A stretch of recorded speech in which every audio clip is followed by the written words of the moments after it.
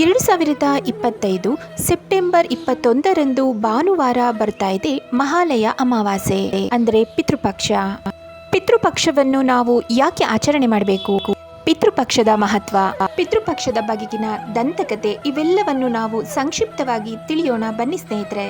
ಪಿತೃಪಕ್ಷ ಹಿಂದೂ ಕ್ಯಾಲೆಂಡರ್ನಲ್ಲಿ 16 ಚಂದ್ರನ ದಿನದ ಅವಧಿಯಾಗಿದೆ. ಹಿಂದೂ ಸಂಪ್ರದಾಯದ ಪ್ರಕಾರ ದಕ್ಷಿಣ ಆಕಾಶದ ಗೋಳವನ್ನು ಪಿತೃಗಳಿಗೆ ಪವಿತ್ರಗೊಳಿಸಲಾಗಿದೆ. ಅಂದರೆ ದಕ್ಷಿಣ ದಿಕ್ಕನ್ನು ಪಿತೃದೇವತೆಗಳಿಗೆ ಸಂಬಂಧಿಸಿದ್ದು ಎಂದು ಹೇಳಲಾಗುತ್ತದೆ. ದಕ್ಷಿಣ ದಿಕ್ಕಿನ ಅಧಿಪತಿ ಯಮ. ದಂತಕಥೆಗಳ ಪ್ರಕಾರ ಹಿಂದೂ ಧರ್ಮದಲ್ಲಿ ಒಬ್ಬರ ಪೂರ್ವಜರ ಹಿಂದಿನ 3 ತಲೆಮಾರುಗಳ ಆತ್ಮಗಳು ಸ್ವರ್ಗ ಮತ್ತು ಭೂಮಿಯ ನಡುವಿನ ಒಂದು ಕ್ಷೇತ್ರವಾದ ಪಿತೃಲೋಕದಲ್ಲಿ ವಾಸಿಸುತ್ತವೆ. ಈ ಕ್ಷೇತ್ರವನ್ನು ಸಾವಿನ ದೇವರಾದ ಯಮನು ಆಳುತ್ತಾನೆ. ಅವನು ಸಾಯುತ್ತಿರುವ ಮನುಷ್ಯನ ಆತ್ಮವನ್ನು ಭೂಮಿಯಿಂದ ಪಿತೃಲೋಕಕ್ಕೆ ಕರೆದೊಯ್ಯುತ್ತಾನೆ. ಆ 3 ತಲೆಮಾರುಗಳಿಗೆ ಮಾತ್ರ ಶ್ರಾದ್ದ ವಿಧಿಗಳನ್ನು ನೀಡಲಾಗುತ್ತದೆ. ಪಿತೃಪಕ್ಷದಲ್ಲಿ ಪೂರ್ವಜರಿಗೆ ಆಚರಣೆಯನ್ನು ಮಾಡುವವರು ಮೋಕ್ಷವನ್ನು ಸಿಗುವಂತೆ ಪ್ರಾರ್ಥನೆಯನ್ನು ಮಾಡಲಾಗುತ್ತದೆ. ಪೂರ್ವಜರು ಸಂಸಾರ ಅಥವಾ ಪುನರ್ಜನ್ಮಕ್ಕೆ ಒಳಗಾಗುವ ಮೊದಲು ಸ್ವರ್ಗದಲ್ಲಿ ತಮಗೆ ಉಳಿದಿರುವ ಆನಂದವನ್ನು ಹೆಚ್ಚಿಸಿಕೊಳ್ಳುವಂತೆ ಮಾಡುವುದೇ ಪಿತೃಪಕ್ಷದ ಆಚರಣೆಗಳು. ಅಥವಾ ಇತರ ಲೋಕಗಳಲ್ಲಿ ತಮ್ಮ ಪೂರ್ವಜರಿಗೆ ಬರುವ ದುಃಖವನ್ನು ಕಡಿಮೆ ಮಾಡುವ ಆಚರಣೆಯೇ ಪಿತೃಪಕ್ಷದ ಆಚರಣೆ. ಪೂರ್ವಜರ ಆತ್ಮಗಳು ತಮ್ಮ ಮರಣದ ನಂತರ ತಕ್ಷಣವೇ ಮತ್ತೊಂದು ಜನ್ಮವನ್ನು ಪಡೆದರೆ ಶ್ರಾದ್ದವು ಅವರ ಹೊಸ ಜನ್ಮದಲ್ಲಿ ಅವರ ಸಂತೋಷವನ್ನು ಹೆಚ್ಚಿಸುತ್ತವೆ.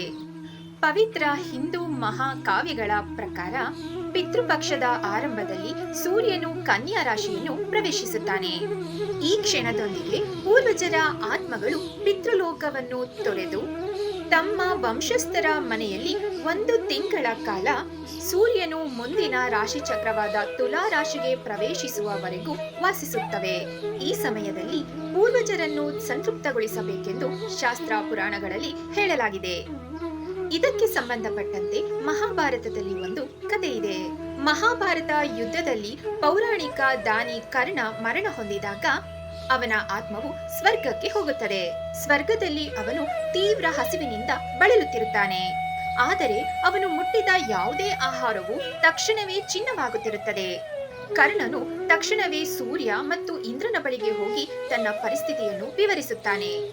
ಆಗ ಇಂದ್ರನು ಹೇಳುತ್ತಾನೆ, ನೀನು ಜೀವನದುದ್ದಕ್ಕೂ ಚಿನ್ನವನ್ನು ದಾನ ಮಾಡಿದ್ದೀಯಾ, ಆದರೆ ಶ್ರಾದ್ದದಲ್ಲಿ ಯಾವತ್ತೂ ಆಹಾರವನ್ನು ದಾನ ಮಾಡಿಲ್ಲ ಅಂತ ಹೇಳುತ್ತಾನೆ. ಆದ್ದರಿಂದ ನಿನಗೆ ಪೂರ್ವಜರು ಶಪಿಸಿದ್ದಾರೆ ಎಂದು ಇಂದ್ರನು ಹೇಳುತ್ತಾನೆ. ಆಗ ಕರ್ಣ ಹೇಳುತ್ತಾನೆ, ತನ್ನ ಪೂರ್ವಜರ ಬಗ್ಗೆ ನನಗೆ ಏನೂ ತಿಳಿದಿಲ್ಲದ ಕಾರಣ ನಾನು ಏನನ್ನೂ ದಾನ ಮಾಡಿಲ್ಲ ಎಂದು ಹೇಳುತ್ತಾನೆ.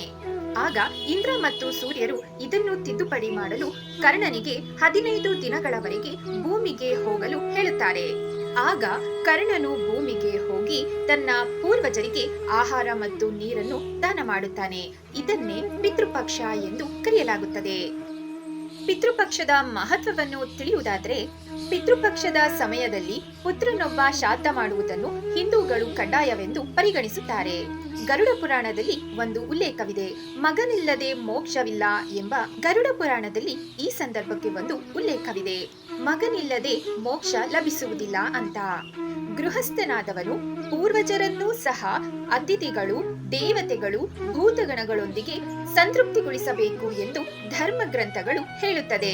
ಪೂರ್ವಜರಿಗೆ ಮಾಡುವ ಶ್ರಾದ್ದ ಕರ್ಮಗಳಿಂದ ಅವರು ತೃಪ್ತರಾಗಿ ತನ್ನ ವಂಶಸ್ಥರಿಗೆ ಎಲ್ಲಾ ರೀತಿಯ ಸಂಪತ್ತು, ಆರೋಗ್ಯ, ಆಯಸ್ಸು, ಸಕಲ ಸಂತುಷ್ಟಿಗಳನ್ನು ನೀಡಿ ಆಶೀರ್ವದಿಸುತ್ತಾರೆ ಎಂದು ಮಾರ್ಕಂಡೇಯ ಪುರಾಣದಲ್ಲಿ ಹೇಳಲಾಗಿದೆ. ಸರ್ವಪಿತೃ ಅಮಾವಾಸ್ಯೆ ಅಥವಾ ಮಹಾಲಯ ಅಮಾವಾಸ್ಯೆ ಎಂಬುದು ಯಾವುದೇ ರೀತಿಯಾಗಿ ಮರಣ ಹೊಂದಿದ್ದರೂ ಅವರಿಗೆ ಶ್ರಾದ್ದ ಮಾಡುವುದನ್ನು ಮರೆತಿದ್ದರೆ ಮಹಾಲಯ ಅಮಾವಾಸ್ಯೆ ಅಥವಾ ಸರ್ವಪಿತೃ ಅಮಾವಾಸ್ಯೆ ಎಂದು ಮಾಡಬಹುದು ಎಂದು ಹೇಳಲಾಗುತ್ತದೆ. ಶ್ರಾದ್ದವನ್ನು ಮಧ್ಯಾಹ್ನದ ಸಮಯದಲ್ಲಿ ಮಾಡಲಾಗುತ್ತದೆ. ಸಾಮಾನ್ಯವಾಗಿ ನದಿ ಅಥವಾ ಸರೋವರದ ದಡದಲ್ಲಿ ಅಥವಾ ಒಬ್ಬರ ಸ್ವಂತ ಮನೆಯಲ್ಲಿ ಅಥವಾ ವಾರಣಾಸಿ, ಗಯಾದಂತಹ ಪುಣ್ಯ ಕ್ಷೇತ್ರಗಳಲ್ಲಿ ಮಾಡಲಾಗುತ್ತದೆ. ಶ್ರಾದ್ದವನ್ನು ಯಾರಿಗೆ ಮಾಡಬೇಕು ಅನ್ನೋದಾದ್ರೆ, ಮನೆಯ ಹಿರಿಯ ಮಗ ತನ್ನ ತಂದೆಯ 3 ಹಿಂದಿನ ತಲೆಮಾರುಗಳಿಗೆ ಮಾಡುವಂತಹದ್ದಾಗಿದೆ. ಸರ್ವಪಿತೃ ಅಮಾವಾಸ್ಯೆಯ ದಿನದಂದು ತಾಯಿಯ ಕುಟುಂಬದಲ್ಲಿ ಉತ್ತರಾಧಿಕಾರಿ ಇಲ್ಲದಿದ್ದ ಪಕ್ಷದಲ್ಲಿ ಮಗಳ ಮಗ ಈ ಕೆಲಸವನ್ನು ತಾಯಿಯ ಕುಟುಂಬದ ಪರವಾಗಿ ನಿರ್ವಹಿಸಬಹುದು. ಶ್ರಾದ್ದ ಕರ್ಮಗಳು ಮುಗಿದ ನಂತರ ಬ್ರಾಹ್ಮಣರಿಗೆ, ಪುರೋಹಿತರಿಗೆ ಅಥವಾ ಅಗತ್ಯ ಇರುವವರಿಗೆ ದಾನ ಧರ್ಮಗಳನ್ನು ಮಾಡುವುದರಿಂದ ಪೂರ್ವಜರು ಪಿತೃಗಳು ಸಂತುಷ್ಟಿಗೊಂಡು ಆಶೀರ್ವದಿಸುತ್ತಾರೆ ಎಂದು ನಂಬಲಾಗಿದೆ. ಇದಿಷ್ಟು ಸರ್ವಪಿತೃ ಅಮಾವಾಸ್ಯೆಯ ಬಗೆಗಿನ ಸಂಕ್ಷಿಪ್ತ ಮಾಹಿತಿ. ಇನ್ನಷ್ಟು ಇದೇ ರೀತಿಯ ಮಾಹಿತಿಗಾಗಿ ನನ್ನ ಚಾನೆಲ್ ಅನ್ನು ಸಬ್ಸ್ಕ್ರೈಬ್ ಮಾಡಿ. ಧನ್ಯವಾದಗಳು.